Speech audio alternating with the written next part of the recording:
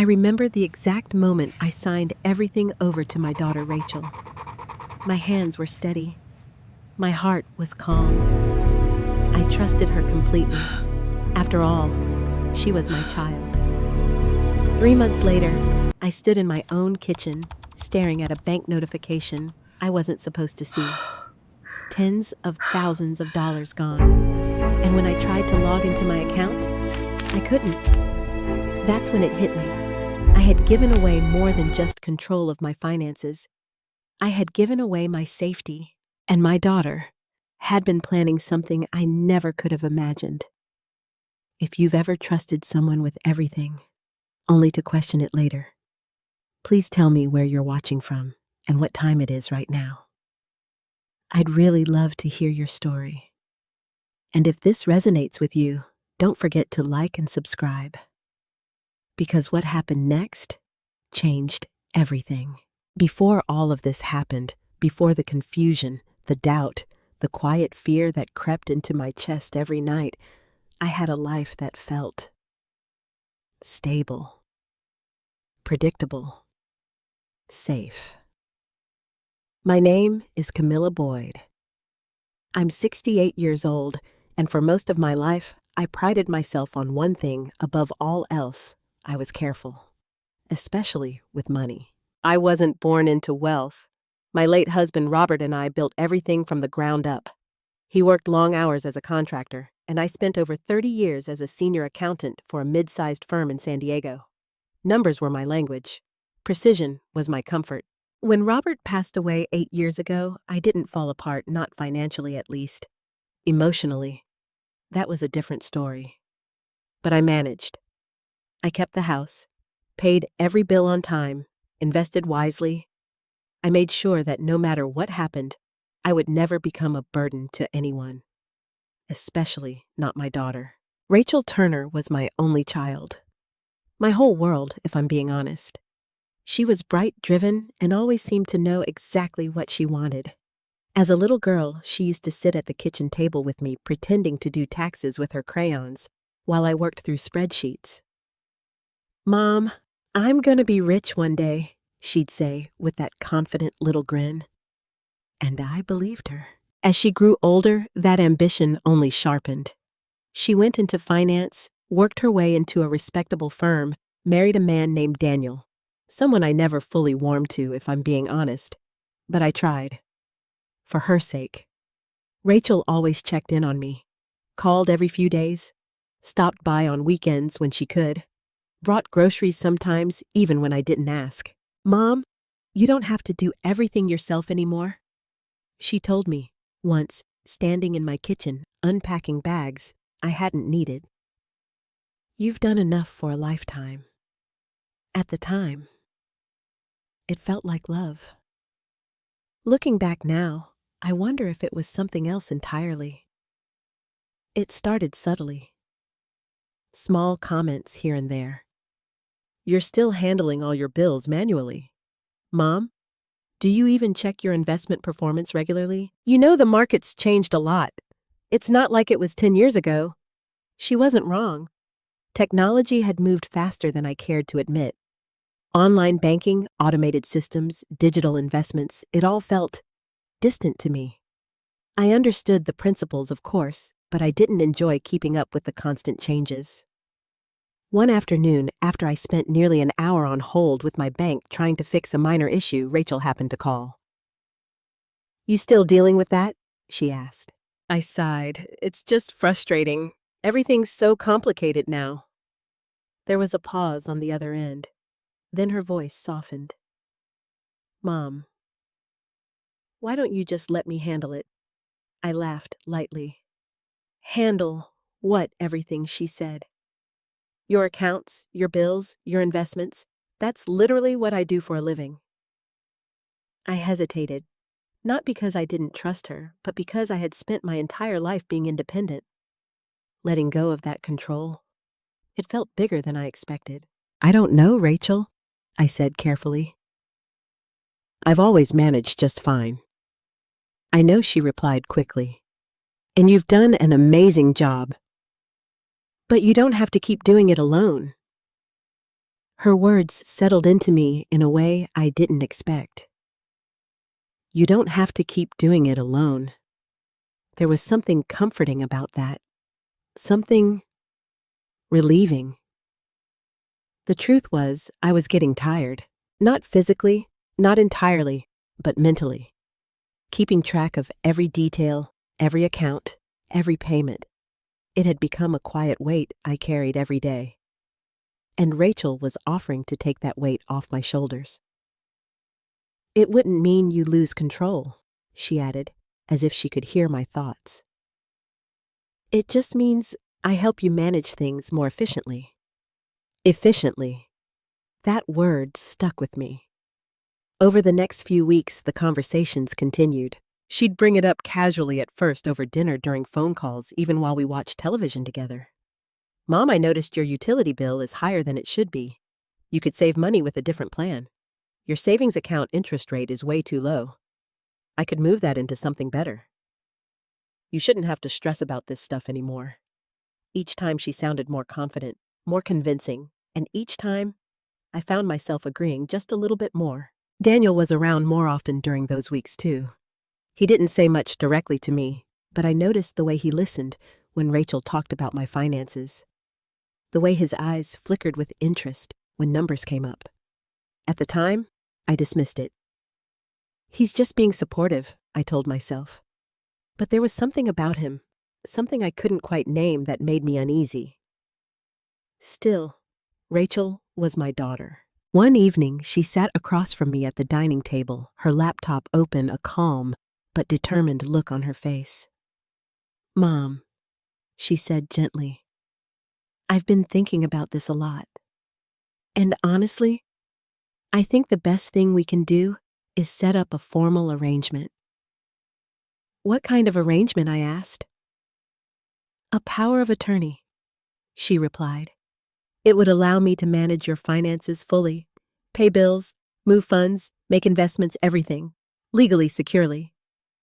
I stared at her for a moment. "That sounds serious." "It's just a formality," she said quickly. "Plenty of families do this, especially when parents start getting older." Older? The word stung more than I expected. "I'm not incapable, Rachel," I said quietly. "I didn't say you were," she replied, reaching across the table to take my hand. "This isn't about capability. It's about making your life easier." Her hand felt warm, familiar. "You trust me, don't you?" she asked softly. I looked at her, really looked at her. My little girl, the one I raised, the one I sacrificed for. Of course I trusted her. "Yes," I said, and in that moment, I meant it completely. I didn't know that this simple conversation would become the turning point of everything. I didn't know that making my life easier would slowly turn into losing control of it entirely. And I definitely didn't know that I was about to hand over the very thing that kept me safe. The paperwork came sooner than I expected. Looking back now, that should have been my first real warning. Things that matter, things that involve control, ownership, and legal authority usually take time. They involve questions, hesitation, second opinions. But with Rachel, everything moved quickly, smoothly, too smoothly. "Mom, I already spoke to someone," she told me just 2 days after our conversation, "about the power of attorney." "Mr. Collins, your old lawyer? He still has your file." That caught my attention. "Mr. Collins," I repeated. "He handled our estate planning years ago." "Exactly," she said with a smile. "He knows you. He trusts you. It makes everything easier." Easier. That word again. We scheduled the appointment for the following week.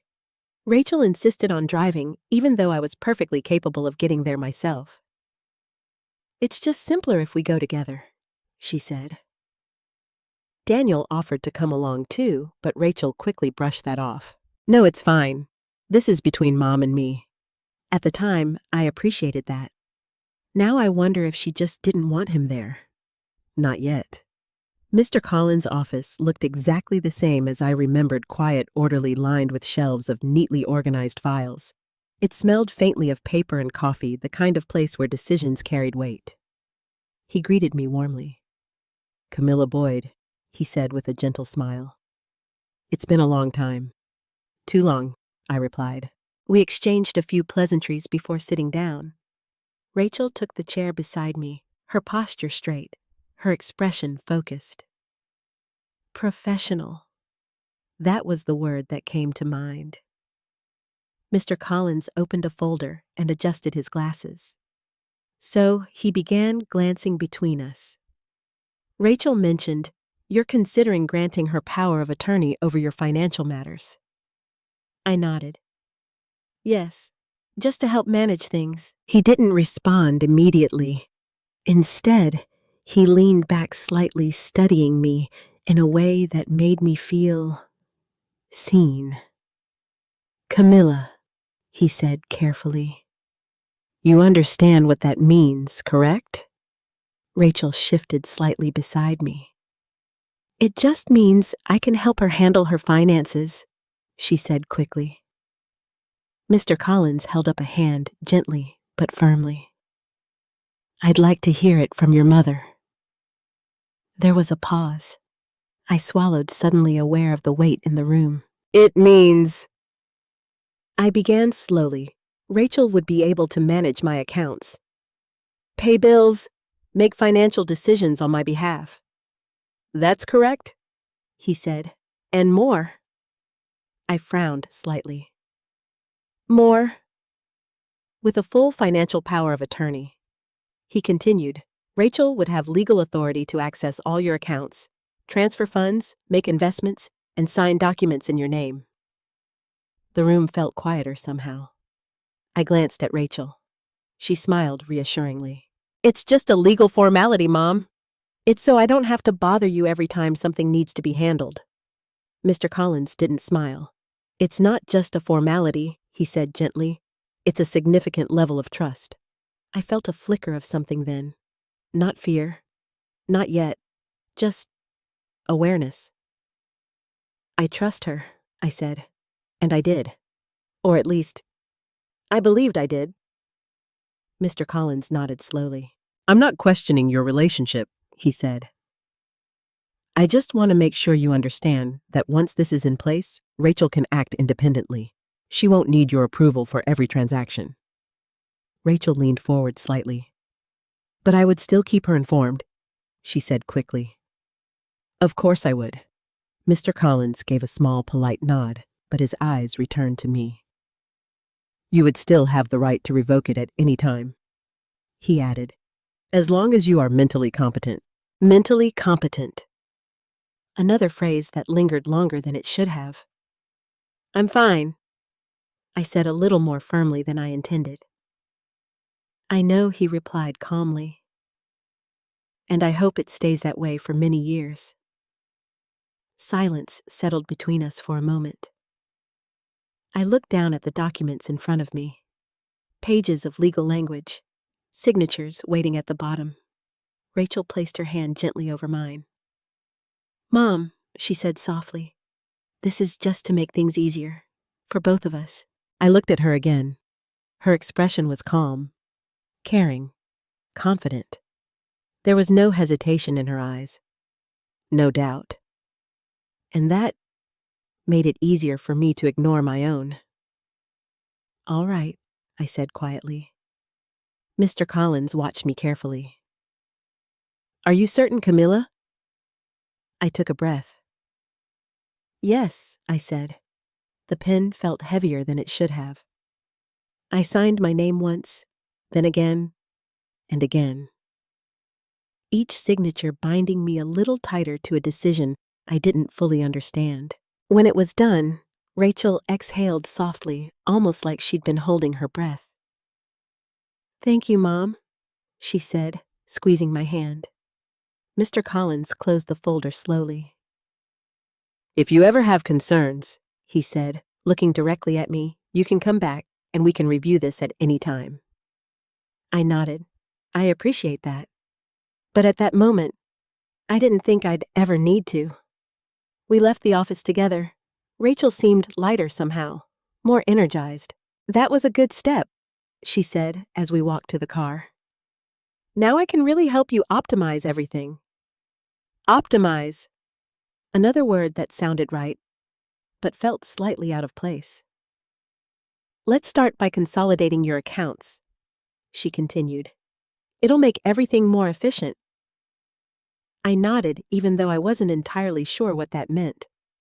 Over the next few days, she got to work.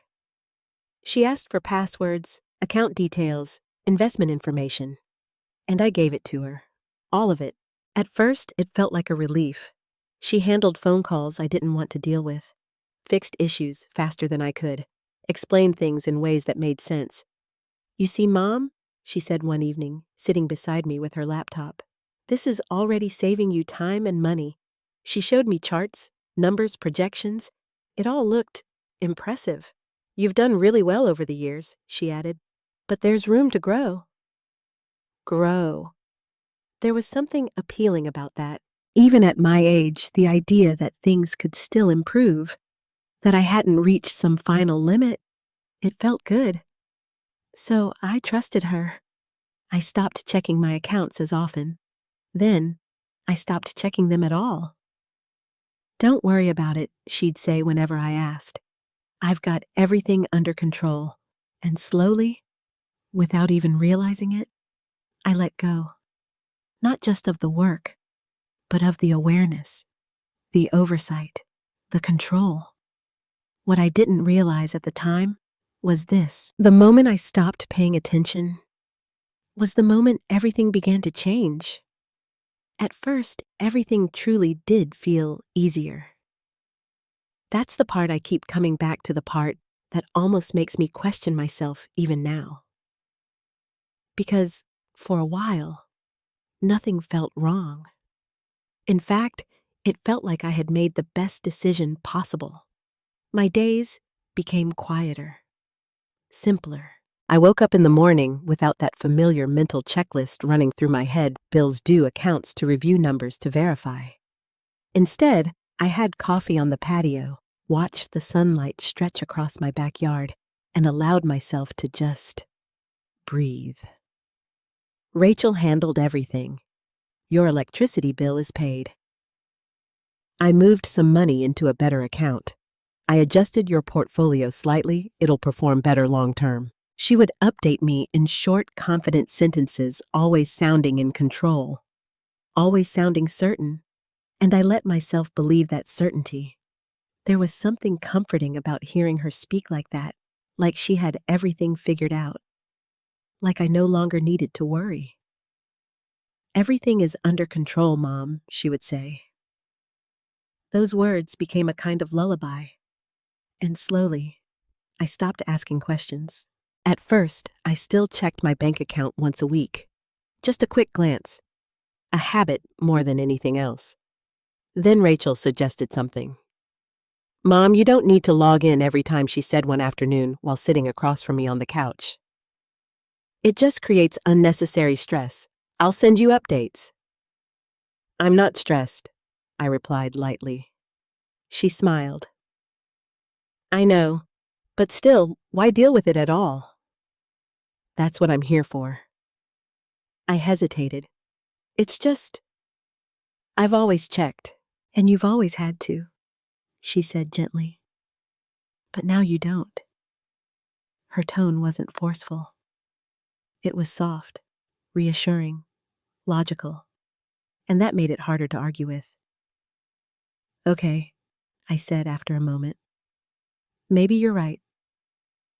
She reached over and squeezed my hand. Trust me, that word again. Trust. A few days later, I noticed I couldn't log into my online banking account. At first, I thought it was just a password issue. Rachel? I called her holding my phone. I think I forgot my login. Oh, she said casually. I updated your account settings. It's more secure now. More secure, I repeated. Yeah, she said. I set it up so everything routes through me. It prevents fraud and keeps things centralized. I frowned slightly. So I can't access it anymore. You don't need to, she replied quickly. That's the whole point. I'll handle everything. There it was again. You don't need to. Something about that sentence lingered in my mind longer than it should have, but I pushed it aside. She's helping, I reminded myself. This is what I agreed to. Still, a small part of me felt uneasy. Not enough to confront her. Not enough to question her intentions. Just enough to notice. Daniel began showing up more frequently around that time. At first, it seemed coincidental. He'd stop by when Rachel visited, sit quietly in the living room scrolling through his phone or watching television. But gradually, he became more involved in conversations, especially when money came up. You know, he said one evening, leaning back in his chair with the right moves, you could really grow your assets. I looked at him slightly surprised. I've done all right so far, I replied. He chuckled. Sure, but there's always room for improvement. Rachel glanced at him quickly, then back at me. We're just exploring options, Mom, she said. Nothing to worry about. That word caught my attention. Not I. We. I didn't say anything, but I felt it. That subtle shift. As if my finances weren't just between me and my daughter anymore. As if someone else had quietly stepped into the picture. Daniel has some experience with business investments, Rachel added casually. I nodded slowly. I see, but I wasn't entirely convinced.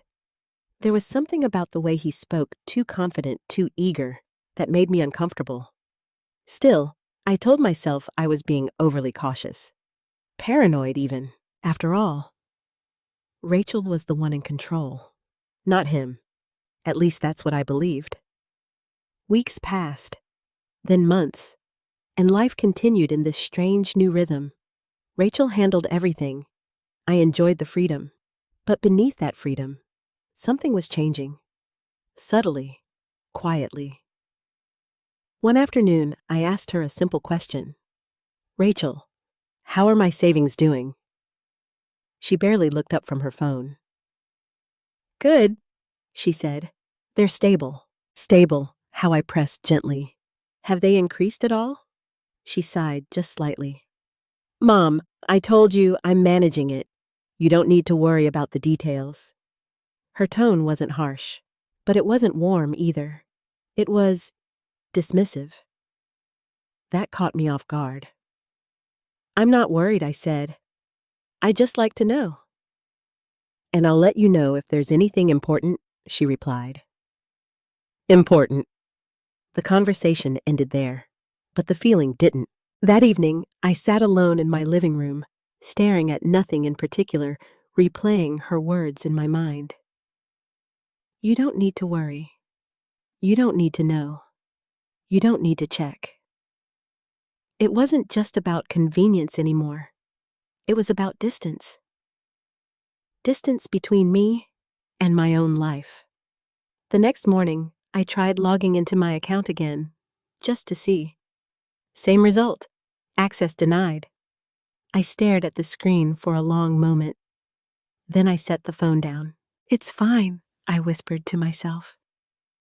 She's your daughter. And yet, for the first time, that reassurance didn't feel as solid as it once did, because somewhere deep inside me, a quiet thought had begun to form. A thought I wasn't ready to fully face. What if I had given up more than just responsibility? What if I had given up control? And what if I wasn't going to get it back so easily? It didn't happen all at once. If I had woken up one morning to find everything gone, I think I would have reacted differently. Faster. Stronger. But that's not how it unfolded. It happened slowly, quietly, in ways that were easy to explain, and even easier to ignore. The first time I noticed something unusual, I almost convinced myself it was nothing. Rachel had come over that afternoon, her laptop open, her tone calm as always. "I made a few adjustments," she said, barely looking up. "Moved some funds around." "What kind of adjustments?" I asked, casually stirring my tea. "Just reallocating assets," she replied. "You were too heavy in low-yield accounts." That sounded reasonable. Logical. "Okay," I said. "How much are we talking about?" She hesitated for just a second. "Nothing major," she said. "Just around 30,000.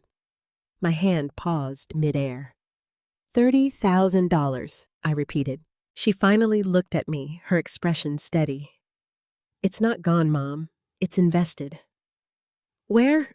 "In a private opportunity," she said. "It has better returns than traditional markets." "Private opportunity." That phrase didn't sit right with me. "Do I have paperwork?" I asked. She smiled, but it felt tighter than usual. "I have everything documented," she said. "You don't need to worry about the details." There it was again. You don't need to worry. I set my cup down slowly. "I'd still like to see it," I said gently. Rachel leaned back slightly, crossing her arms. "Mom," she said, her tone shifting just a little, "this is exactly what I was talking about." "What do you mean?" "You hired me to manage this," she continued. "You trusted me to make smart decisions." "I do trust you," I said quickly. Then trust me," she interrupted. The room went quiet. Her voice wasn't loud, but it carried something new, something firm, something defensive. I stared at her for a moment, unsure how to respond. "I'm not questioning you," I said softly. "I just like to understand where my money is, and I'm telling you it's safe," she replied. Safe. That word should have reassured me. Instead, it made something tighten in my chest. Because I realized something in that moment. She wasn't explaining. She was shutting down the conversation. Daniel, who had been sitting quietly at the edge of the room, suddenly spoke up. "Camila, you have to understand," he said, leaning forward slightly. "Opportunities like this don't come with stacks of paperwork. That's why they're profitable." I turned to look at him. "I wasn't asking you," I said, calmly. The silence that followed was sharp. Rachel shifted in her seat. "He's just trying to help," she said. "I didn't ask for his help," I replied. For a brief second, something flickered across her face. Annoyance. It was subtle, but it was there. "Look," she said, exhaling slowly. "This is exactly why I didn't want you stressing over this stuff." "I'm not stressed," I said. "I'm concerned." "There's no reason to be," she replied. But her tone said something else entirely. "There's no reason for you to question me." That's what it felt like. The conversation ended shortly after that. Rachel packed up her laptop. Daniel stood without another word, and just like that, they were gone, leaving me alone in a house that suddenly felt different, quieter, heavier. I sat at the dining table for a long time after they left. $30,000. That wasn't a small adjustment. That wasn't something you moved without a conversation, without documentation, without transparency. And yet, I had let it happen. Because I trusted her. Because I believed she had my best interests at heart. Because she was my daughter. But for the first time, I started to wonder if that trust was being used against me. The next few days I tried to push it out of my mind. I told myself I was overreacting, that Rachel knew what she was doing, that I didn't need to understand every detail. But the feeling didn't go away. It lingered. Quiet, persistent. A few days later, I brought it up again. "Rachel," I said over the phone, keeping my tone light about that investment you said it was private. "Yes," she replied quickly. "Could I at least see a summary, just for my records?" There was a pause, then a sigh. "Mom, you're doing it again. Doing what's second-guessing me," she said. "I thought we agreed you'd let me handle this." "I am letting you handle it," I replied. "I just want to stay informed." "You are informed," she said. "I told you it's taken care of. Taken care of." Those words again. Always the same. Always final. I closed my eyes for a moment, trying to keep my voice steady. "Rachel, it's my money." The silence on the other end stretched just a little too long. Then her voice came back cooler now. "And I'm managing it," she said. "Not helping, managing." The distinction hit me harder than I expected, because suddenly I didn't feel like the owner anymore. I felt like the observer, like someone watching their own life from the outside. "I'll send you something later," she added, almost as an afterthought. "Okay," I said. But she never did. That night, I lay in bed staring at the ceiling, unable to sleep. My mind kept replaying every conversation, every moment, every word she had used. "You don't need to know. You don't need to worry. I've got it handled." And slowly, those words began to sound less like reassurance and more like control. I turned onto my side, my heart beating just a little faster, because deep down I knew something had shifted, not just in her, but in the dynamic between us. This wasn't just a daughter helping her mother anymore. This was something else, something I didn't fully understand yet, but I could feel it, growing, quietly, like a crack forming beneath the surface, small at first, but spreading. And for the first time since I signed those papers, I asked myself a question I had been avoiding. What if this wasn't just about helping me? What if there was another reason? And if there was, how long had it been there? After that conversation, something inside me changed. Not dramatically, not in a way that anyone else would notice, but quietly, deeply. I stopped feeling safe in my own decisions. And for someone like me, someone who had spent decades trusting her instincts, that was more unsettling than anything Rachel had actually said. I began paying closer attention, not in an obvious way.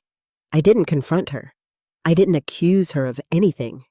But I watched. I listened. I noticed things I hadn't noticed before, like how quickly she would change the subject whenever finances came up. Or how often Daniel seemed to be around now, not just visiting, but lingering, as if he had a stake in something.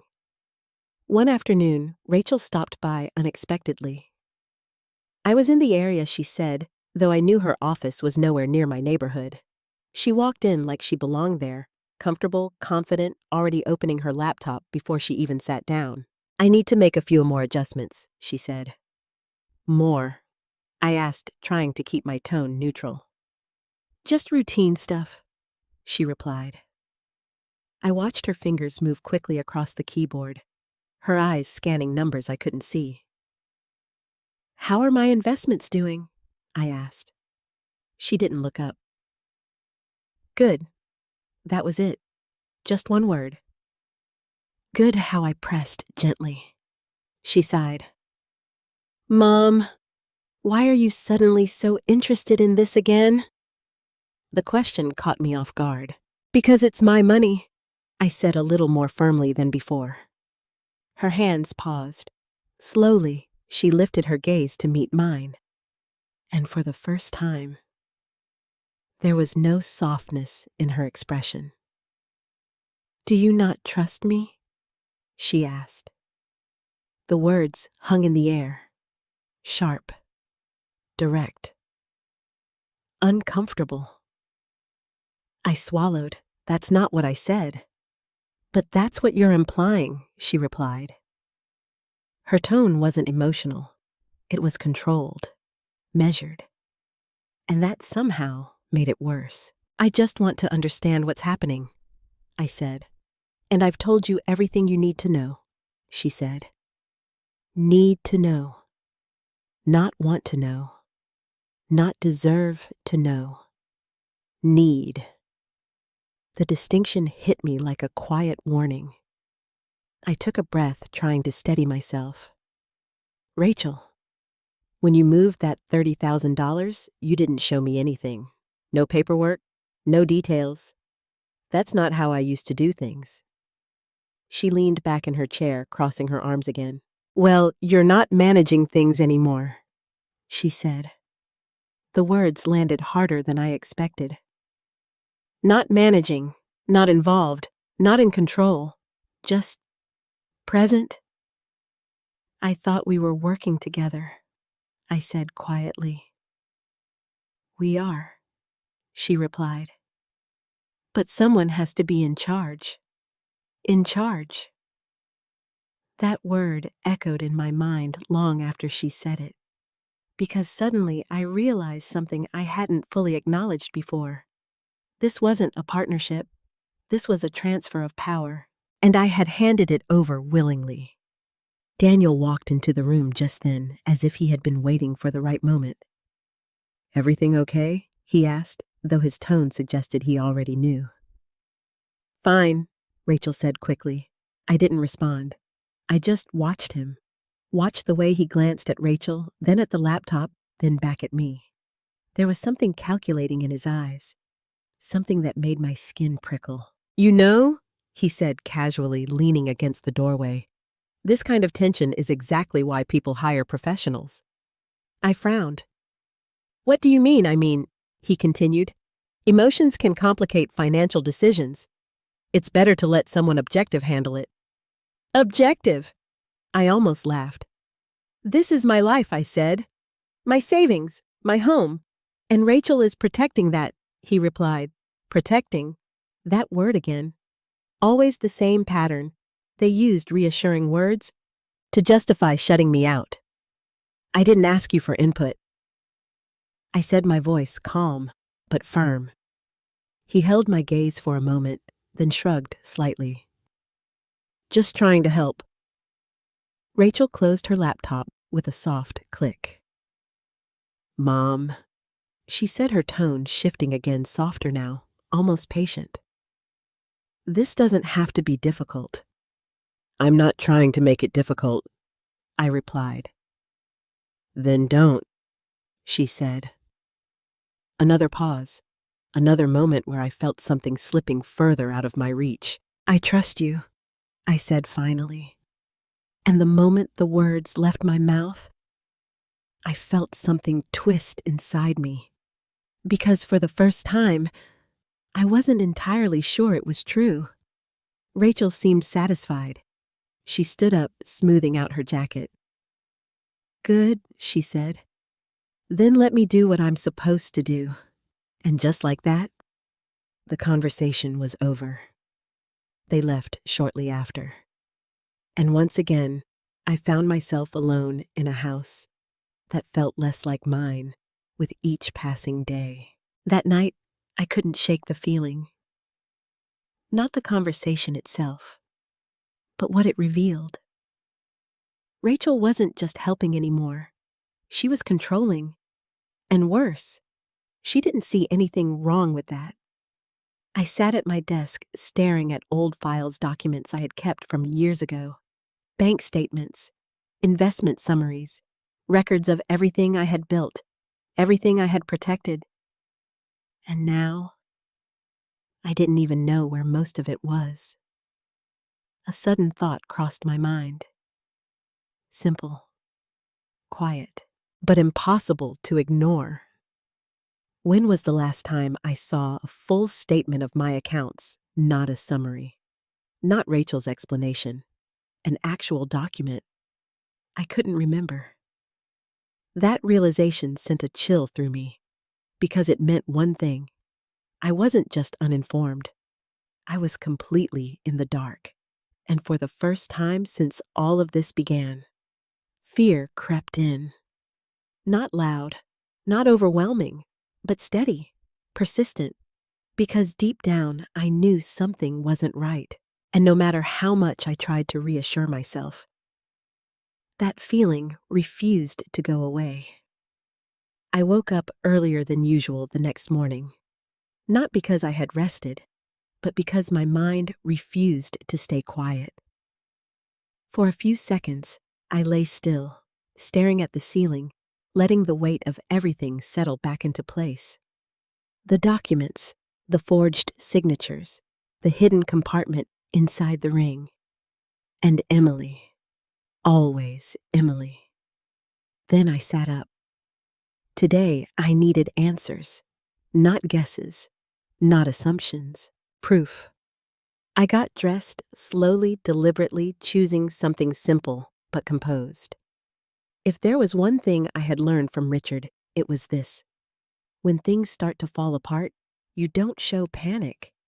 You show control. When I stepped into the hallway, the house was already awake. I could hear movement downstairs, Emily's voice faint but sharp speaking on the phone. I paused halfway down the stairs, instinctively quieting my steps. "No, it's already in motion," she was saying, a beat. "Yes, I understand the timeline, but once the final authorization clears, it won't matter anymore." My grip tightened on the railing. Final authorization. My heart began to beat faster, but I forced myself to stay still, listening. "No, she doesn't know." Emily continued, her tone confident. "She's starting to ask questions, but it's nothing I can't handle." A pause, then a soft, dismissive laugh. "Trust me, by the time she figures anything out, it'll be too late." Too late. The words echoed in my mind, sharp and cold. I stepped back quietly before she could see me, my pulse now steadying into something more focused. So that was it. There was a deadline. Something was about to be finalized. And whatever it was, once it happened, I would lose something I might never get back. I walked back into my room, closing the door behind me. No hesitation now. No waiting. I went straight to the closet, retrieved the ring, and sat down at the desk near the window. The morning light poured in brighter than the dim glow of last night. Everything felt clearer in daylight, more real. I placed the ring on the desk in front of me and stared at it for a moment. "This is it," I whispered. Then, carefully, I picked it up. My fingers found the pressure points again, more confidently this time. A slight press, a subtle shift. Click. The sound was quiet but final. I held my breath as the ring opened just enough to reveal what lay hidden inside. A tiny compartment, and within it, something even smaller. At first I couldn't tell what it was. It looked like a thin strip, dark, almost metallic. I tilted the ring slightly, and the light caught it just right. A microfilm, or something like it. My heart pounded. "Richard, what did you leave me?" I carefully slid the tiny piece out my hands, steady despite the adrenaline coursing through me. It was delicate, fragile, but intentional. This wasn't something you hid unless it mattered. A lot.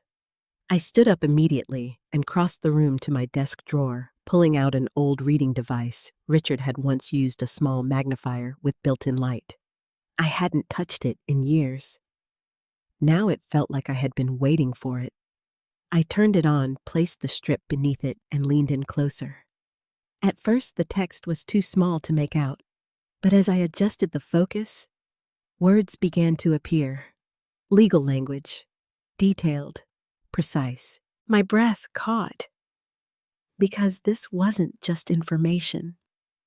This was protection, a trust, a structure Richard had built hidden, layered, designed to activate under specific conditions.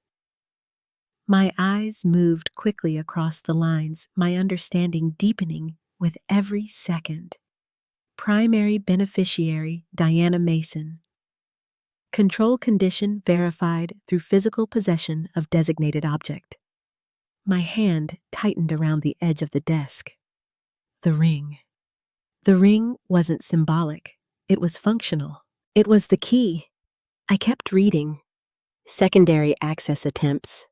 Invalid without primary verification. Unauthorized transfer clauses.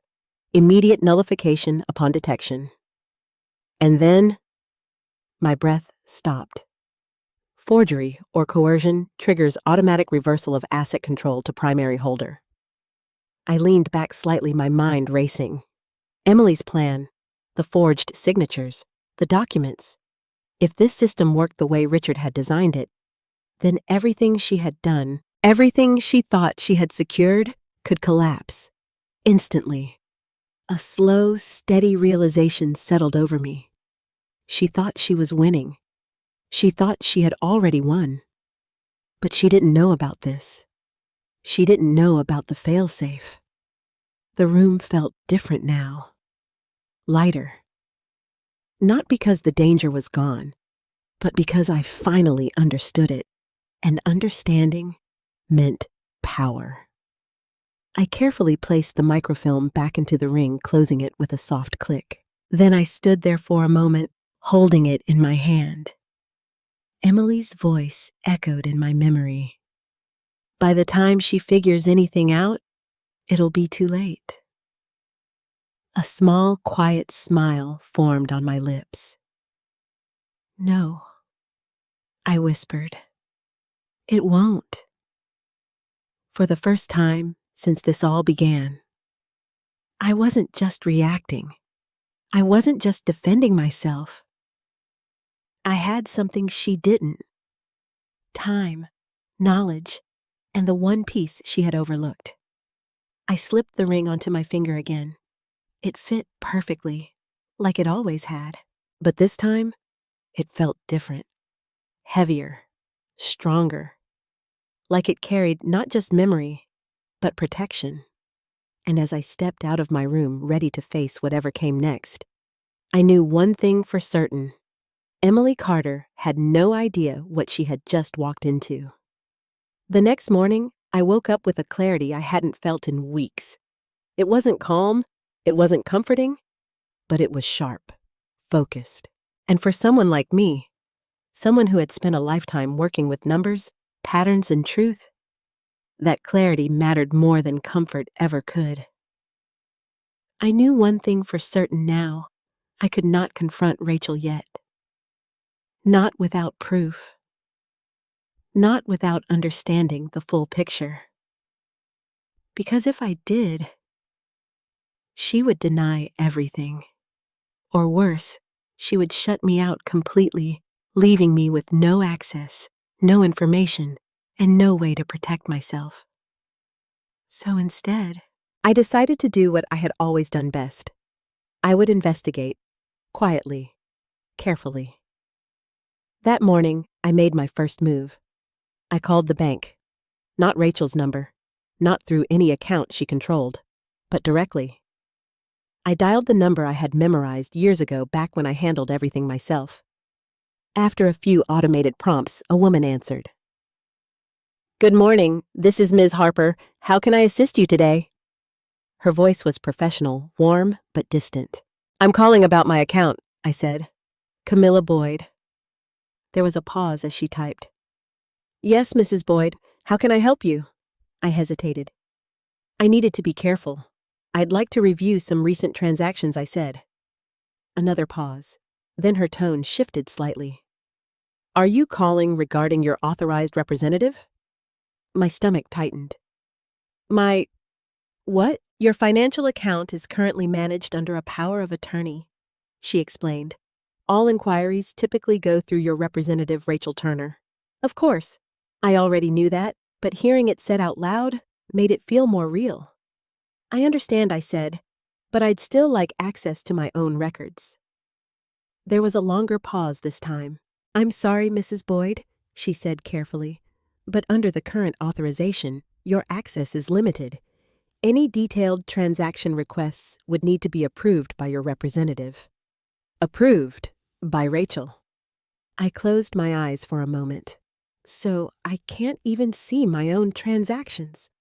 I asked quietly. "I can provide general account status," she said, "but not detailed records without authorization." General? Not detailed. Not the truth I needed. "I see," I said. My voice sounded calm, but inside, something was tightening. "Is there anything else I can assist you with today?" she asked. I hesitated again. Then I asked the question that had been sitting in my chest since the night before. "Can you confirm if there have been multiple transfers to an account under the name Turner Holdings, LLC?" There was a pause, a longer one this time. "I'm sorry," she said, "I cannot confirm specific transactions without proper authorization." Of course she couldn't, because legally, I had given Rachel that power. "I understand," I said softly, and then I hung up. I sat there for a long moment, staring at the phone in my hand. That call told me everything I needed to know. Not about the money, but about my position. I wasn't just being kept in the dark. I had been legally placed there. That realization hit harder than anything else. Because it meant Rachel hadn't just taken advantage of me emotionally. She had secured control, formally, carefully, deliberately. I stood up slowly, my mind racing. "Think Camila," I whispered to myself. If the bank wouldn't give me answers, then I needed another way. And suddenly, I remembered something. Mr. Collins, my lawyer. The one who had warned me. The one who had looked me in the eye and made sure I understood what I was signing. If anyone could help me now, it was him. I didn't call immediately. Instead, I sat down at my desk and began writing. Dates, amounts, everything I remembered from the emails, every number I had seen, every detail. Because I knew something important. Memory fades, but records tell the truth. I worked for nearly an hour reconstructing what I could. By the time I finished, my hands were steady. My thoughts were clear. And my fear had transformed into something else. Determination. That afternoon, I called Mr. Collins' office. Mr. Collins speaking. His voice was the same calm, grounded. "Mr. Collins, it's Camila Boyd." There was a brief pause. Then warmth returned to his tone. "Camila, how are you?" I swallowed. "I need to see you." Something in my voice must have told him everything he needed to know. "Of course," he said immediately. "When can you come in? As soon as possible." "Tomorrow morning," he replied. "I'll clear my schedule. Thank you." I hung up the phone and sat back in my chair.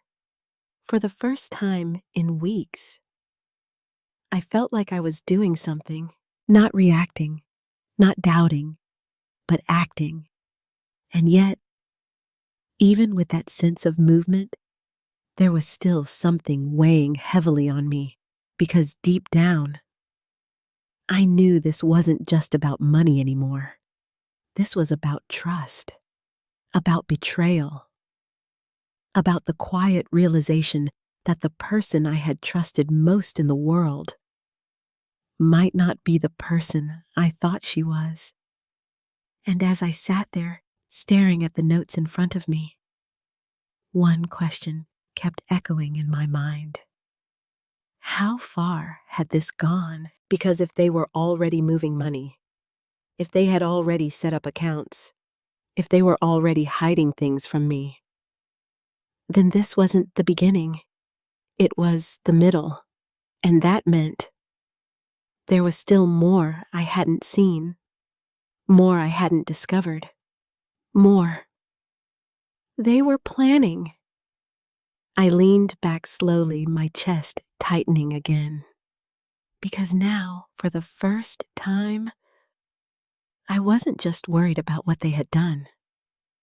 I was afraid of what they were about to do next. The next morning, I arrived at Mr. Collins' office 10 minutes early. That alone said everything about my state of mind. I had barely slept. My thoughts had circled endlessly through the night, numbers, names, transactions, possibilities. Every scenario felt worse than the last. But one thing had become clear: I needed answers. And I needed them from someone who wasn't Rachel.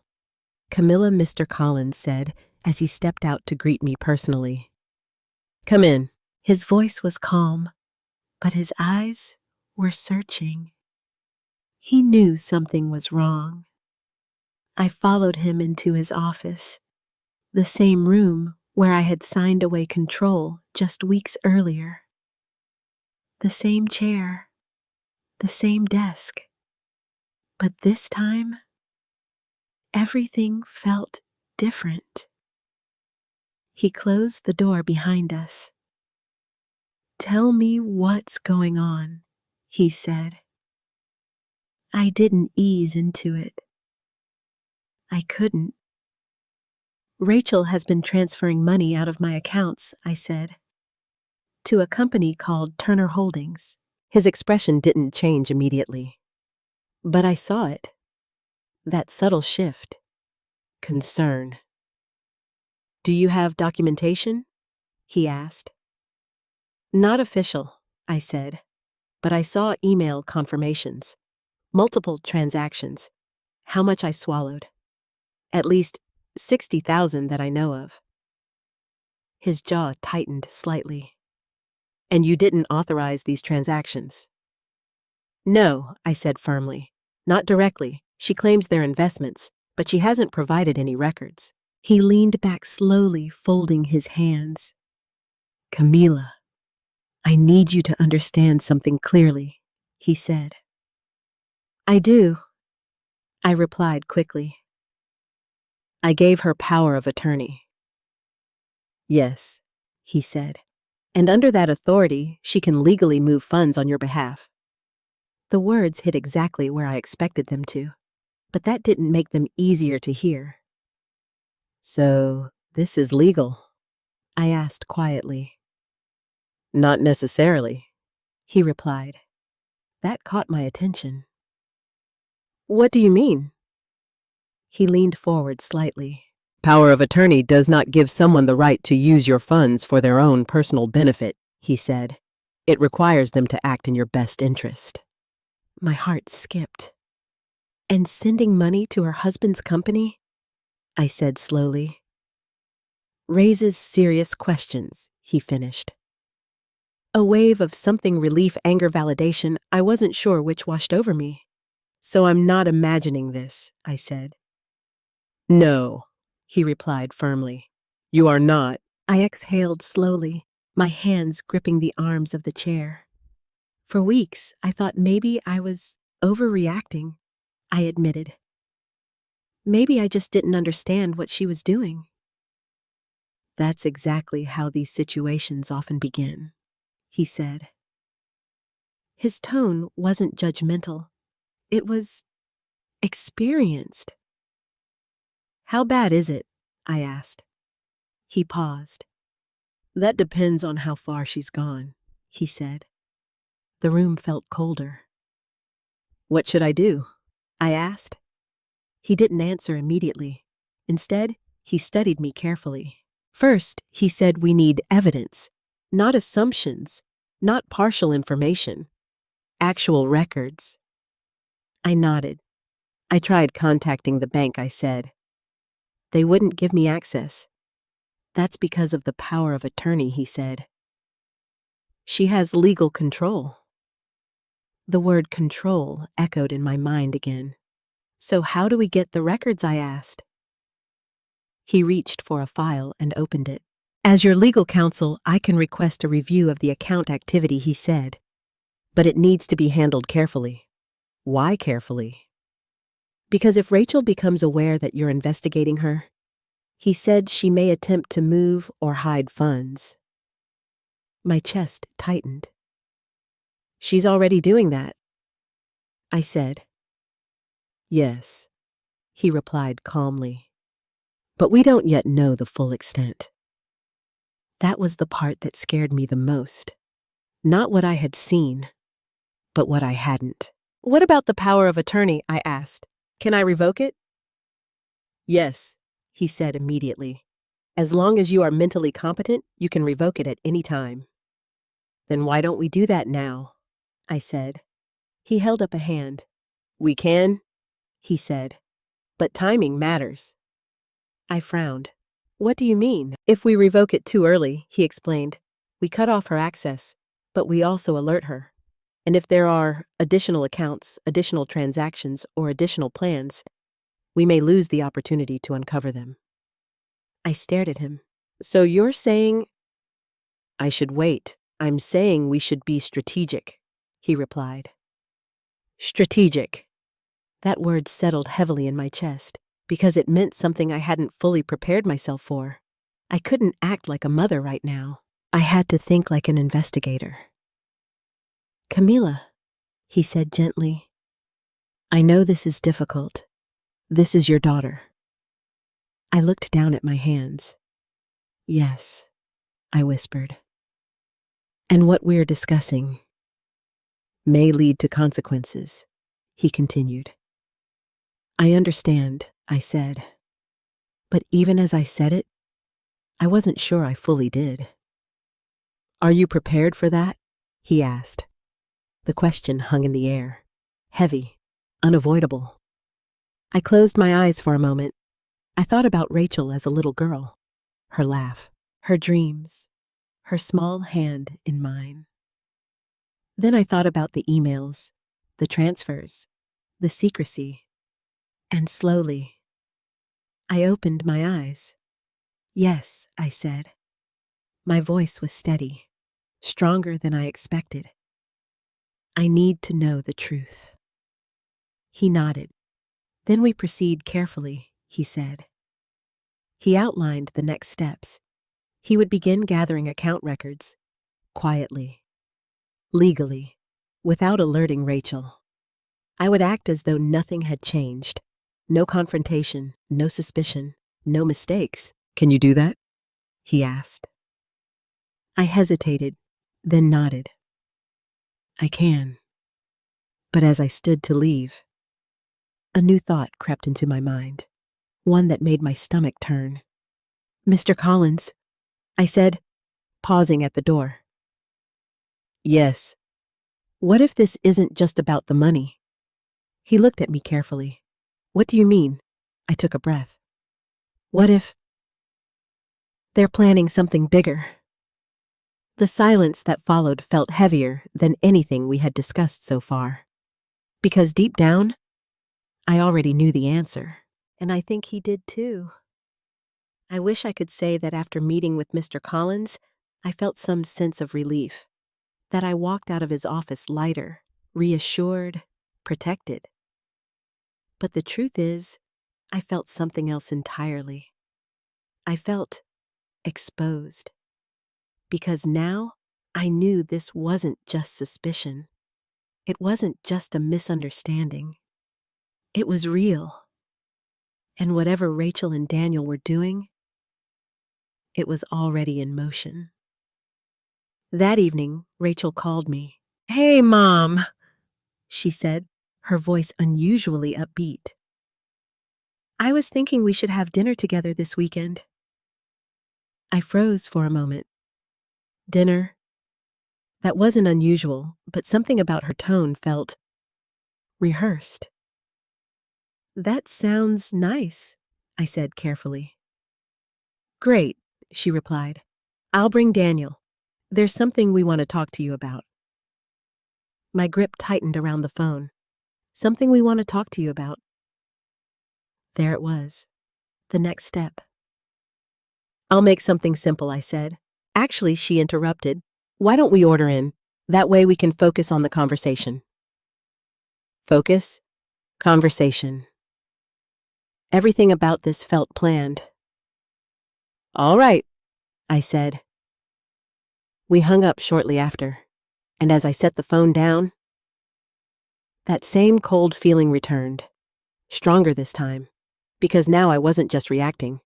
I was anticipating. I knew something was coming, and I had a feeling it wouldn't be small. Saturday evening arrived faster than I expected. I spent most of the day preparing not just the house, but myself. I reminded myself of what Mr. Collins had said. Stay calm, don't confront, listen. So that's what I planned to do. Rachel and Daniel arrived right on time. She walked in first, smiling brightly, carrying a bottle of wine I hadn't asked for. Daniel followed behind, his expression neutral, but his eyes alert.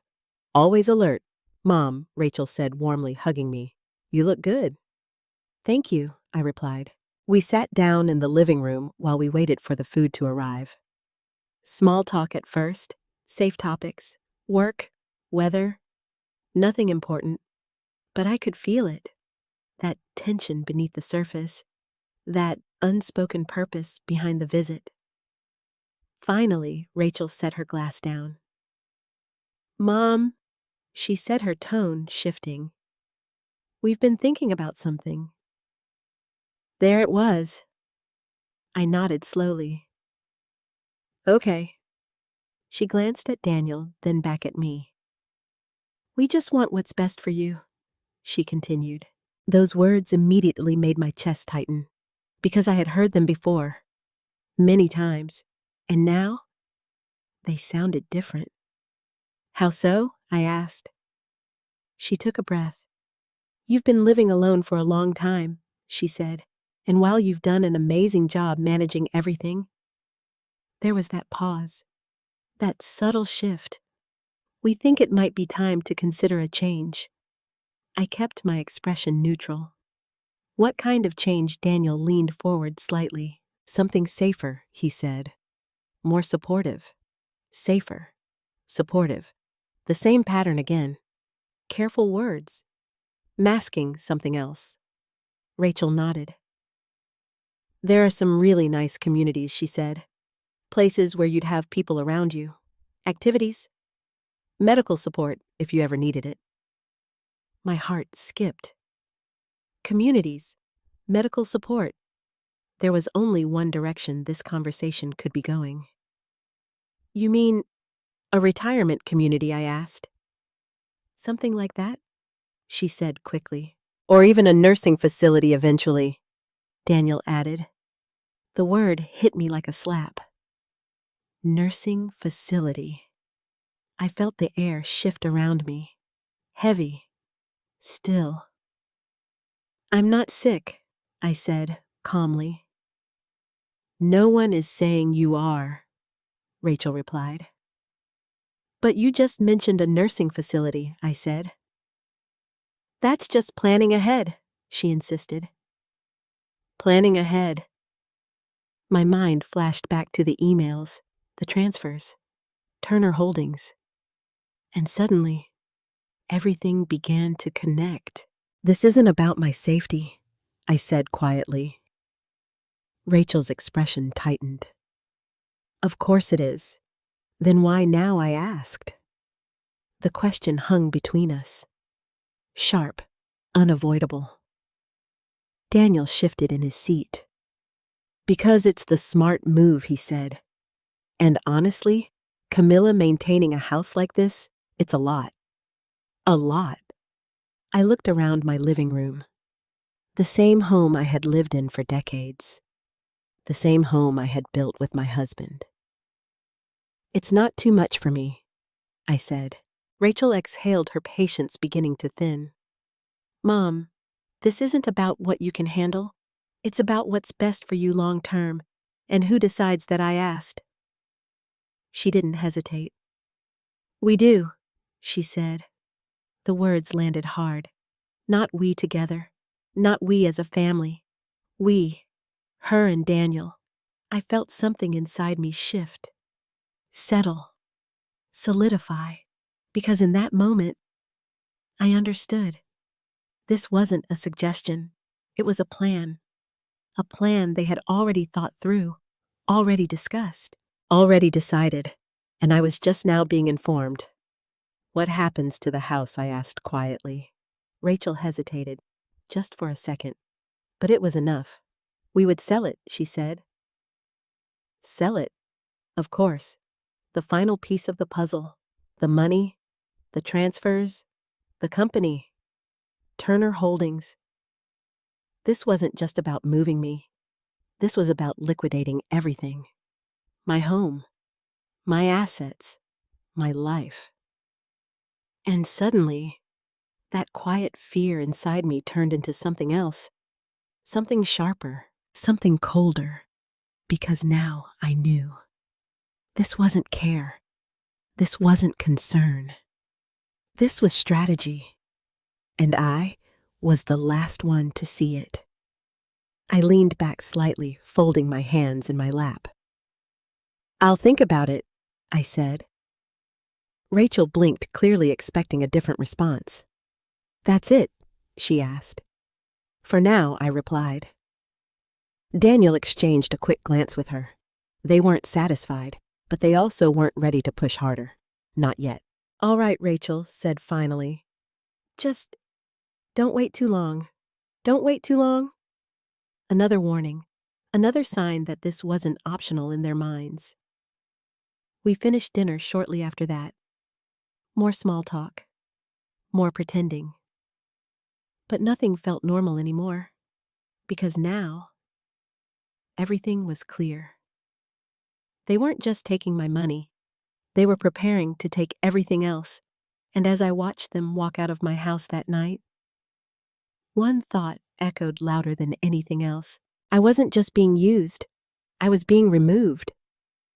That night, after Rachel and Daniel left, I didn't turn on the television. I didn't make tea. I didn't distract myself the way I usually would when something unsettled me. Instead, I sat in silence. Because now, there was nothing left to soften the truth. They weren't asking me. They were preparing to move me. And everything inside me, the instincts I had ignored for weeks, was finally speaking clearly, loudly. "This is not about your safety. This is about your assets." The next morning, I returned to Mr. Collins' office. I didn't call ahead this time. I just showed up. He saw it in my face before I even sat down. "They've made their move," he said. I nodded. "They want me out of the house," I said. "They're already talking about selling it." He exhaled slowly, leaning back in his chair. "That confirms it," he said. "Confirms what I asked, that this wasn't impulsive," he replied. "This has been planned." The word landed like a weight in my chest. Planned. From the beginning. From the moment Rachel suggested taking over my finances. Maybe even before that. They mentioned moving me into a facility, I said. A nursing home, eventually. His expression darkened. "That's a common escalation," he said. "Once control of finances is established, the next step is control of living arrangements." Control. Everything came back to that word. "They can't force me," I said quickly. "No," he replied. "Not without additional legal authority." "Like what medical power of attorney," he said. "Or evidence that you're incapable of making decisions." I felt a chill run through me. "Incapable," I repeated. "Yes," he said. "If they can establish that you're mentally unfit, they could petition for guardianship." Guardianship. The word sounded final, like a door closing. "Would they do that?" I asked. He didn't answer immediately, but the silence said enough. "I don't know," he said carefully. "But given what you've already described, we can't rule it out." I leaned back in my chair, my heart pounding, because suddenly, this wasn't just about money anymore. This was about my freedom, my autonomy, my entire life. "What do we do?" I asked. His answer came without hesitation. We act now. The decisiveness in his voice steadied me. We revoke the power of attorney immediately, he continued, and we notify the bank. Yes, I said quickly. No more waiting, he added. They've already revealed their intentions. For the first time since this began, I felt something shift in my chest. Not fear, not uncertainty, something stronger. Resolve. Okay, I said. He pulled out the necessary documents, placing them in front of me. Once you sign this, he said, Rachel no longer has legal authority over your finances. I looked down at the paper. It felt strangely familiar. The same kind of document I had signed just weeks earlier. Only this time, I understood exactly what it meant. And this time, I wasn't doing it out of trust. I was doing it out of necessity. I signed my name, slowly, deliberately, and as the pen lifted from the paper, something inside me shifted. A line had been drawn. Good, Mr. Collins said. Now we notify the bank and begin the process of securing your accounts. What about the money that's already gone? I asked. He met my gaze. We'll pursue that next, he said. But first, we stop the damage. Stop the damage. I nodded. Because he was right. There was no point chasing what had already been taken, if I couldn't protect what was left. That afternoon, I returned home, and for the first time in weeks, I didn't feel like a guest in my own house. I felt present, aware, in control. But that feeling didn't last long, because less than 2 hours later, Rachel called. Her voice was different this time, tighter, sharper. Mom, she said, did you call the bank today? My stomach dropped. They moved fast. Yes, I said calmly. There was a pause. Then, why she demanded. The warmth was gone, completely. I wanted to review my accounts, I replied. You went behind my back? She said. Behind her back. The words hit me like a slap. It's my account, Rachel, I said. I'm managing it, she snapped. Not helping. Managing. That word again. Not anymore, I thought. But I didn't say it. Not yet. I've been trying to make things easier for you, she continued, her voice rising slightly. And this is how you respond. Easier. The same justification, over and over. You didn't tell me about the transfers, I said quietly.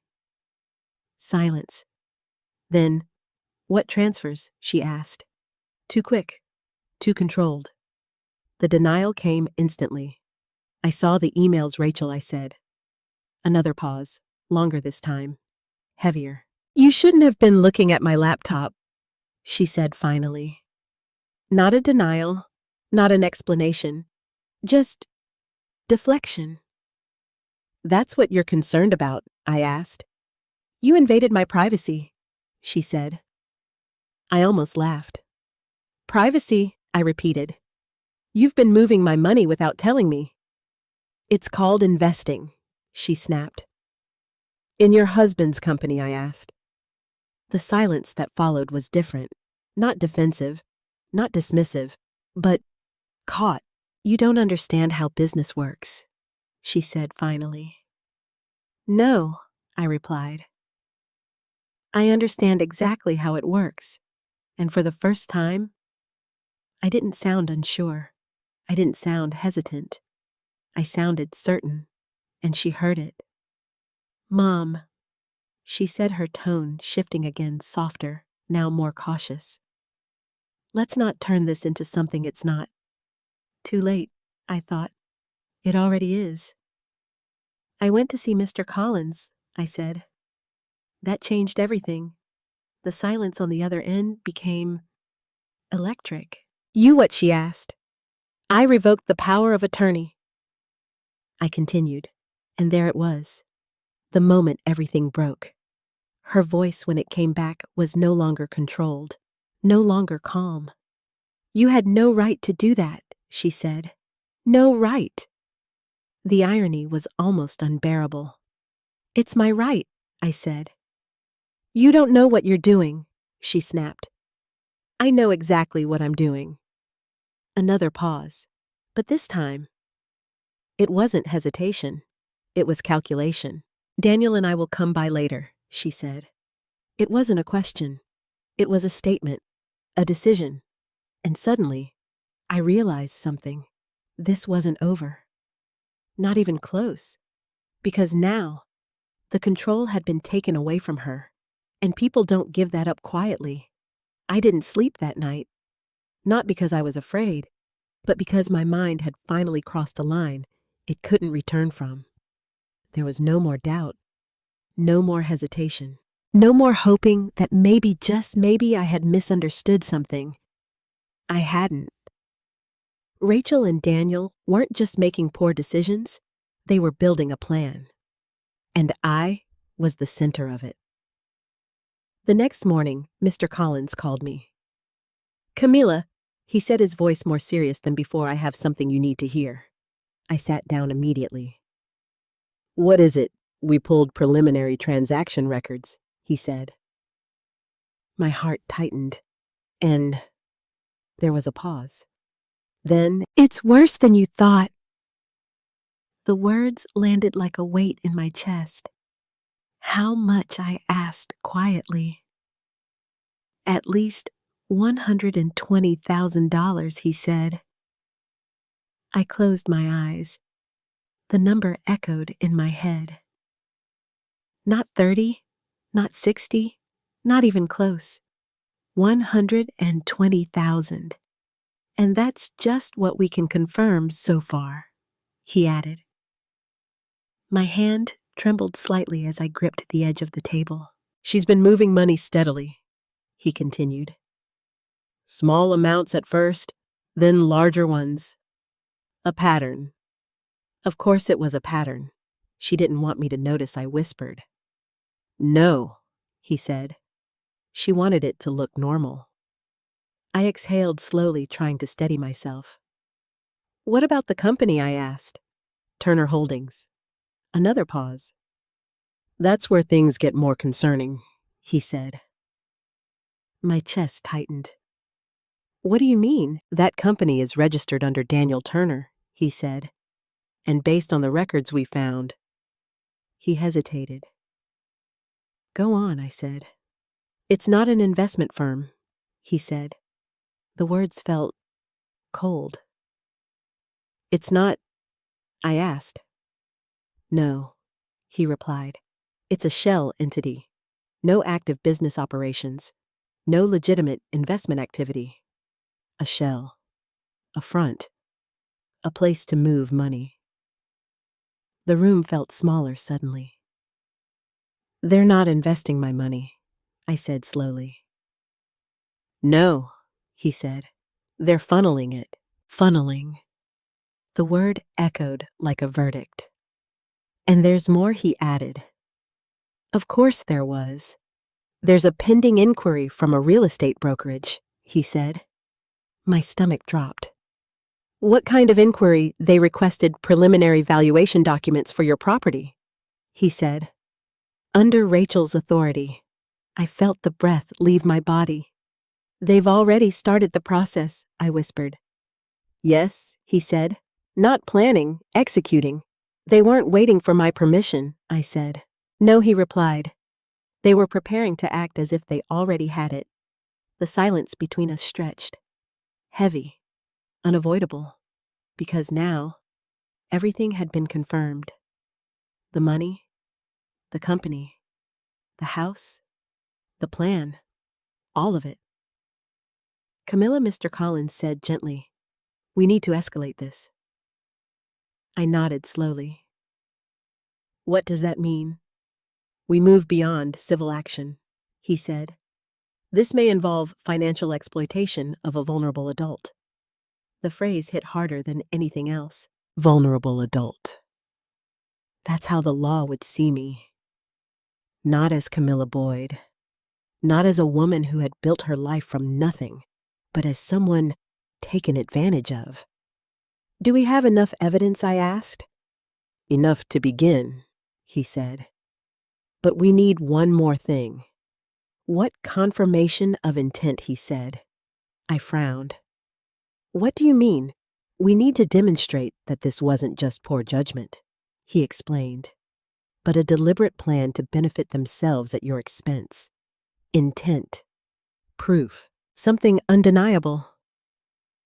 "How do we get that?" I asked. He looked at me carefully. "We let them talk," he said. The idea made my stomach turn. "You want me to—" "What? Pretend I don't know?" "Yes," he said. "One more time, one more time." The thought of sitting across from Rachel again, of listening to her speak, knowing what I now knew, felt almost unbearable. But I also understood. This was the final piece.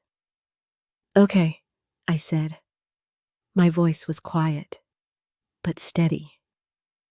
"What do I do?" "Let them come to you," he said. "Let them explain their plan. And if possible—" He paused. "Record it." The word hung in the air. Record. Capture the truth. Not just for me, but for what came next.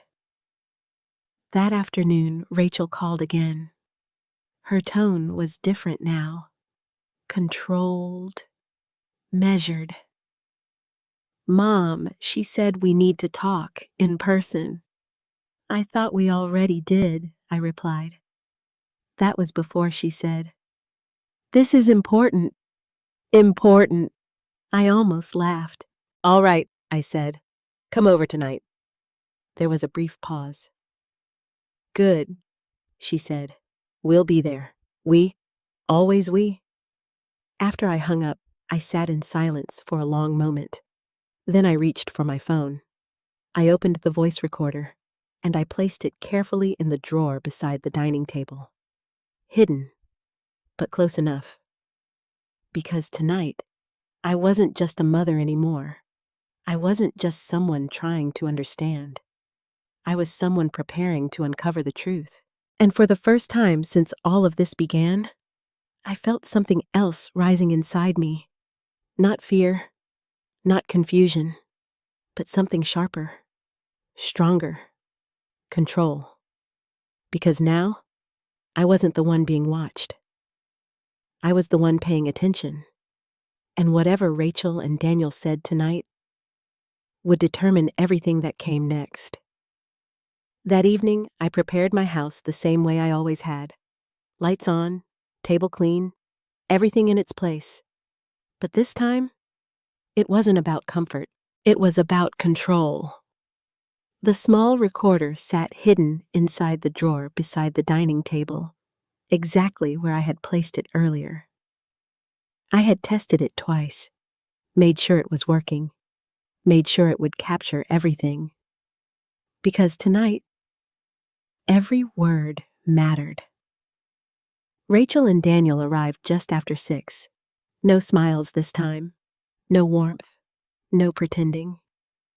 Rachel walked in first, her posture stiff, her eyes sharp. Daniel followed quieter, but watchful. Always watchful. "Mom," Rachel said, her voice controlled, "we need to talk." "I figured," I replied calmly. We sat at the table, the same place where I had once balanced my accounts, where I had taught Rachel how to add numbers as a child. Now, it felt like a different room entirely. "I spoke to the bank," she said immediately. "I know," I replied. "You revoked my authority," she continued. "Yes." The word landed firmly between us. She stared at me. "You shouldn't have done that." I met her gaze. I had every right to. Her jaw tightened. You don't understand what you've just done, she said. I understand perfectly, I replied. No, you don't, Daniel cut in. You've complicated things. Complicated? That word again. I almost smiled. Things for who I asked. Silence. Rachel exhaled sharply. Mom, we were trying to help you, she said. By moving my money without telling me I asked. It wasn't without telling you, she snapped. I explained. You said investment, I interrupted. You didn't say you were transferring it to your husband's company. Daniel shifted in his seat. That's still an investment, he said. In what I asked, a company that doesn't actually operate that hit. I saw it in their faces. Just for a second. But it was enough. Rachel's expression hardened. You went digging, she said. I went looking for the truth, I replied. You had no reason to doubt me, she said. I leaned forward slightly. You gave me every reason. The silence that followed was different, tighter, more dangerous. Because now, the pretending was over. Fine, Rachel said, finally her voice dropping into something colder. You want the truth? I didn't answer. I just watched her. Yes, she said. We used the money. There it was. Not denial, not deflection. Admission. For what I asked quietly. For our situation, she said. Daniel had some financial setbacks. Setbacks, I repeated. Or debts, Daniel's eyes flashed. That's none of your business, he said. It became my business when you used my money, I replied. Rachel raised her hand slightly, stopping him from responding. We were going to pay it back, she said quickly. When I asked. Another pause. We just needed time, she said. Time, that empty promise. And the house I asked. Her eyes flickered. What about it? You were planning to sell it, I said. That's different, she replied. Is it? I asked. Her voice sharpened. Yes. That's about your future. My future? I repeated slowly. Yes, she said. You can't live here forever. Why not? I asked. She hesitated. Then, because it's not practical, she said. Not safe, not necessary, not right. Now it was not practical. The language kept changing, but the intention stayed the same. And where would I go? I asked. To a place where you'd be taken care of, she said. And this house I pressed. We'd sell it, Daniel said bluntly. There it was again. Clear, direct. No more softening the edges, and the money I asked. Rachel didn't hesitate this time. It would help all of us, she said. All of us. Not me. Not my care. Not my needs. All of us.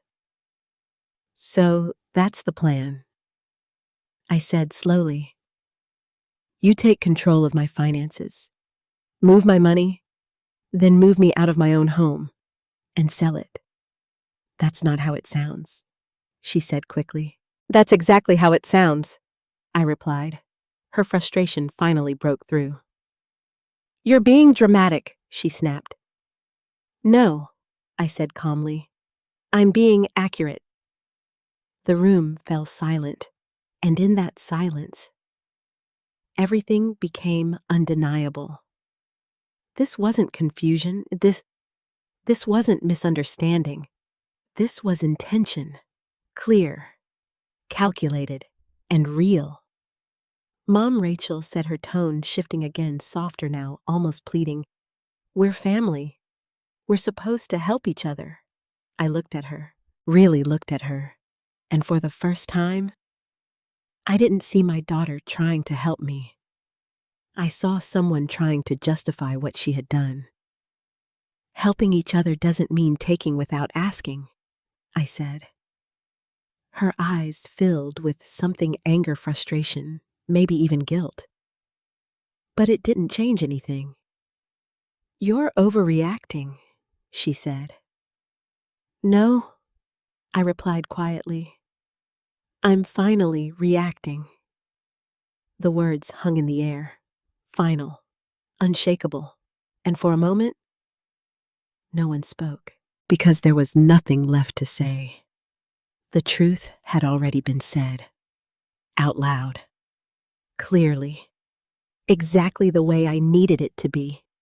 I leaned back in my chair, my hands resting calmly in my lap. Thank you, I said. Rachel blinked. For what? For being honest, I replied. Her confusion was immediate, because she didn't understand. Not yet, but she would, soon enough. Because as they stood to leave that night, they thought they had just had an argument. They thought they had defended themselves. They thought they still had time to fix this.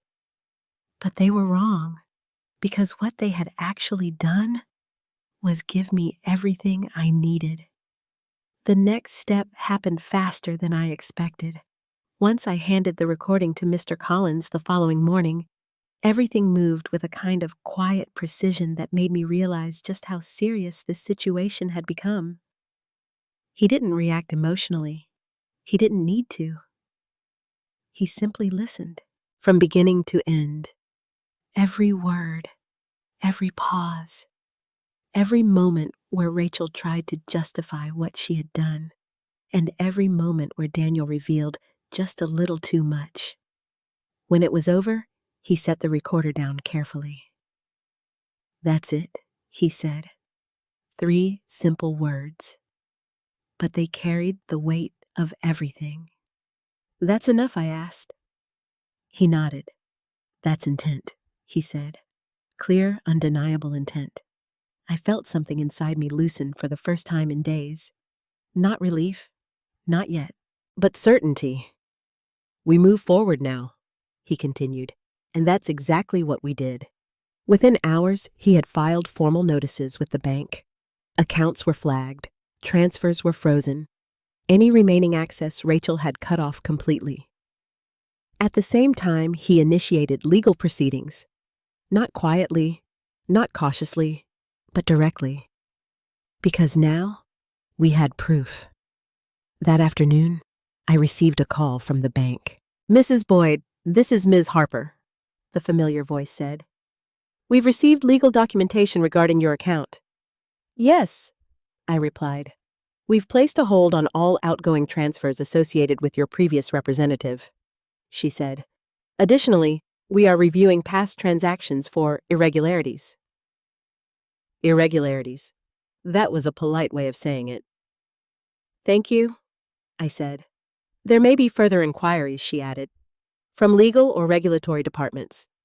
I understand. When I hung up, I sat there for a moment staring at the phone. This was real now. Not just between me and Rachel.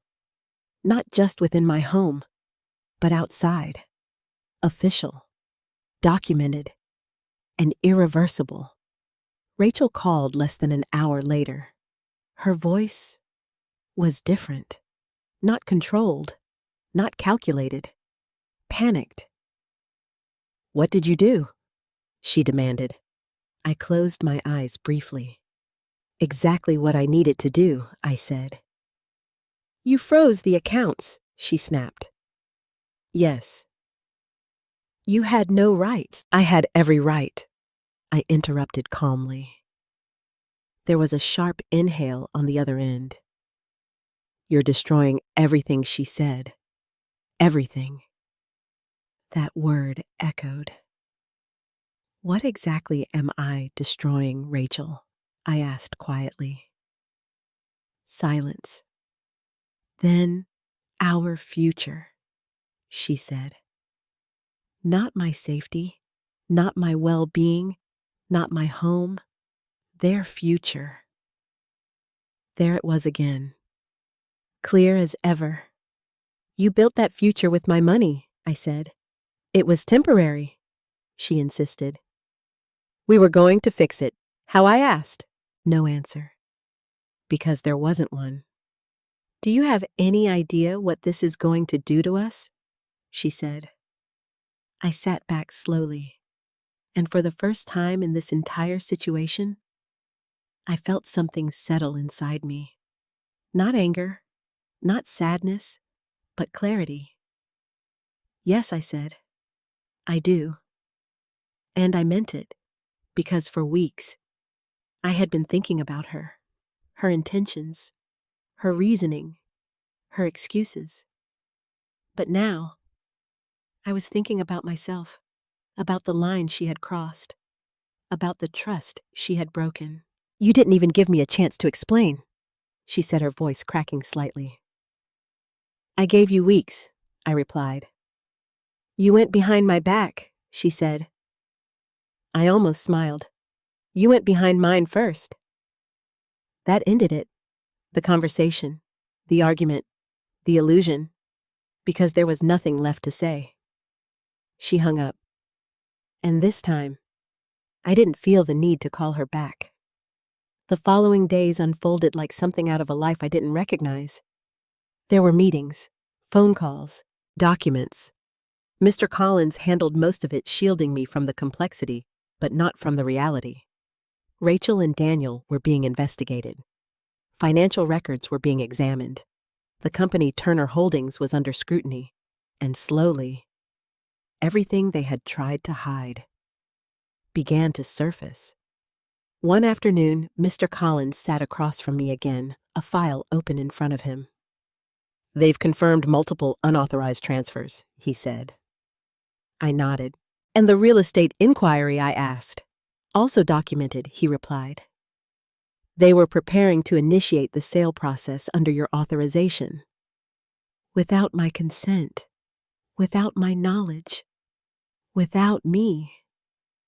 I leaned back, exhaling slowly. And now I asked. They'll face consequences, he said. Consequences. A word that sounded so simple for something so heavy. What kind, I asked.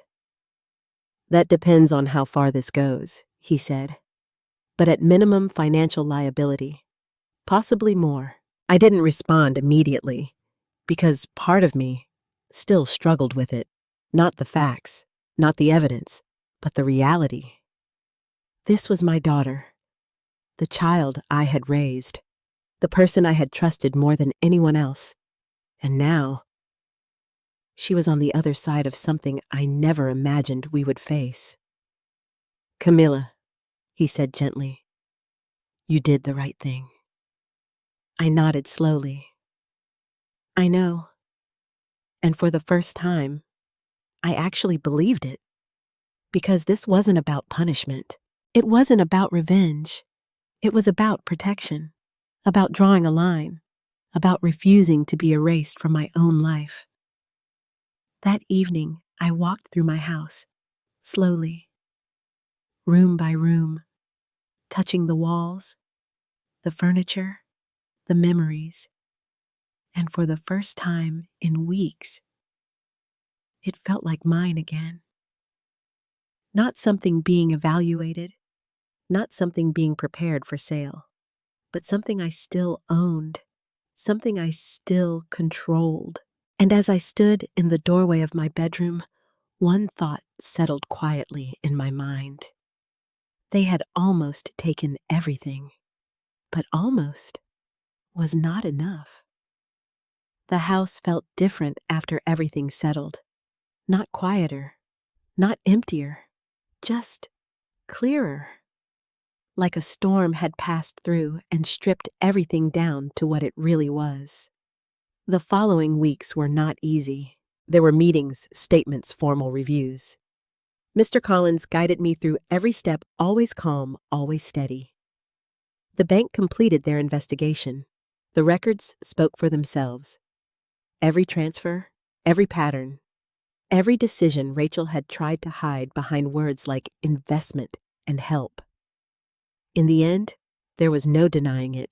She had used her authority to benefit herself.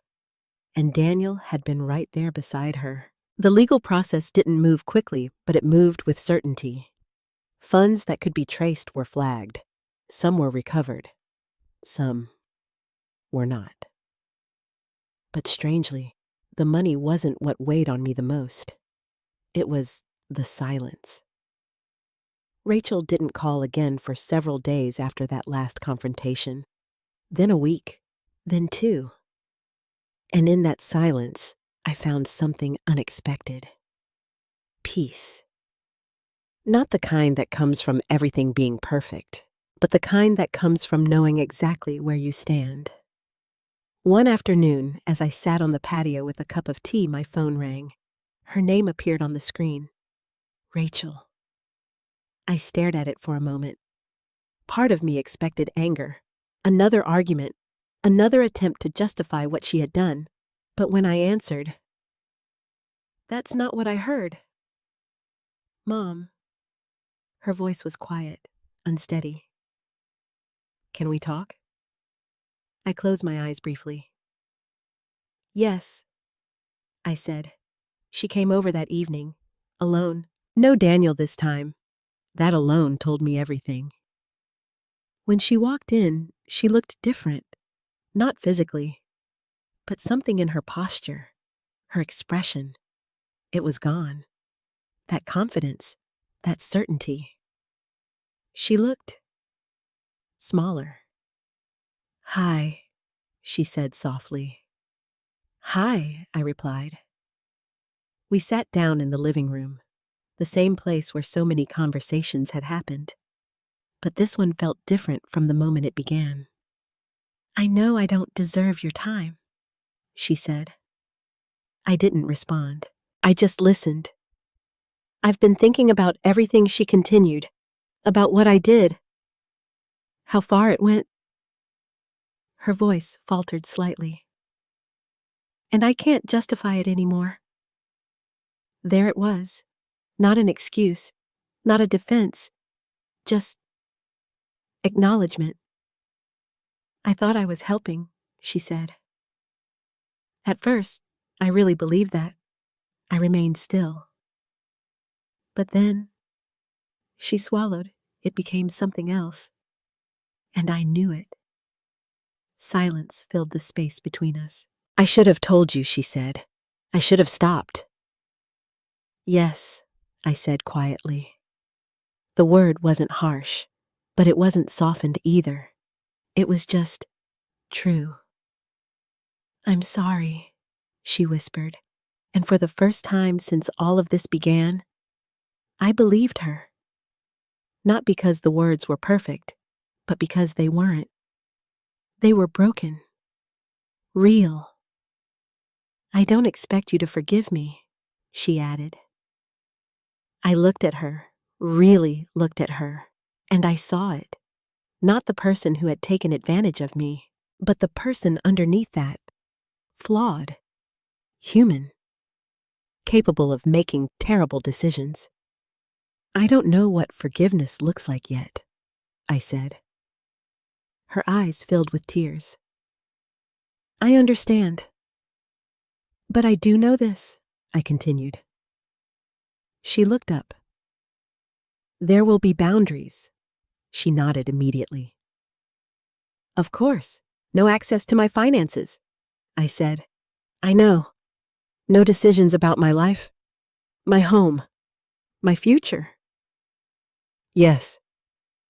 Her voice was barely above a whisper now. "And trust." I paused, choosing my words carefully. "Trust will take time." She nodded again, tears slipping quietly down her cheeks. "I'll do whatever it takes," she said.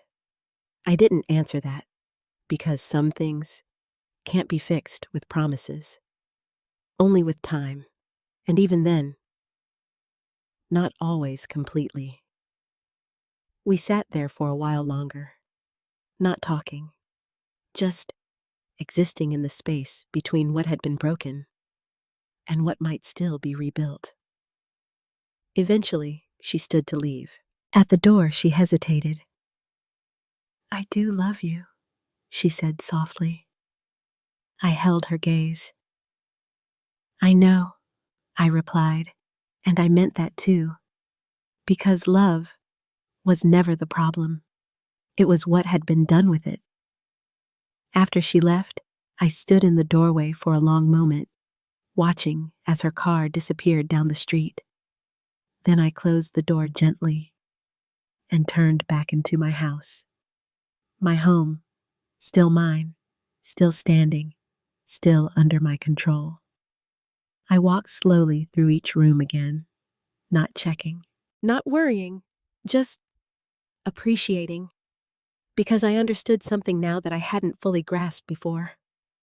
Trust is powerful, but it should never come at the cost of your safety. Love is important, but it should never erase your boundaries.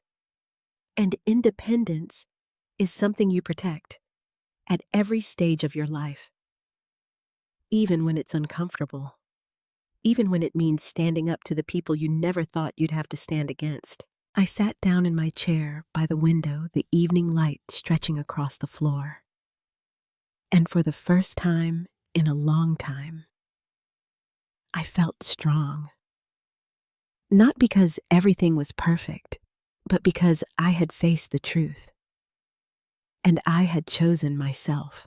Sometimes the hardest lessons come from the people we trust the most. We grow up believing that family means safety, that love means protection. And most of the time, that's true, but not always.